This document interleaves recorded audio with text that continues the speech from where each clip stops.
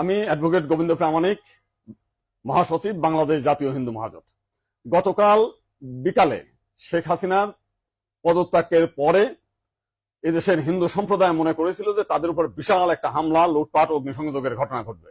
কিন্তু গতকাল বিকালেই বিএনপি এবং জামাতের নেতারা তাদের নেতৃবৃন্দকে হিন্দুদের বাড়িতে হামলা, লুটপাট, অগ্নিসংযোগ যাতে না হয় এবং প্রত্যেক মন্দিরে যাতে পাহারা দেয় সেই ব্যবস্থা করার নির্দেশ দেয়। এবং গতকাল থেকে আমরা দেখেছি সেই পাহারা দিয়েছে। সাধারণভাবে হিন্দুদের উপরে বড় কোনো মন্দিরে কোনো হামলার ঘটনা ঘটে নাই। কিছু আওয়ামী লীগের হিন্দু নেতা আছে যারা বিভিন্ন সময় লম্পঝম্প করেছিল, তাদের বাড়িতে, শুধু হিন্দু বাড়ি না, মুসলিম আওয়ামী লীগ নেতাদের বাড়িতে হামলা হয়েছে, লুটপাট হয়েছে এবং সামান্য কিছু সুযোগ সন্ধানী এলাকা ভিত্তিক তারা কিছু সামান্য মন্দিরে হামলা করেছে, সেটা ব্যাপক বিষয় না।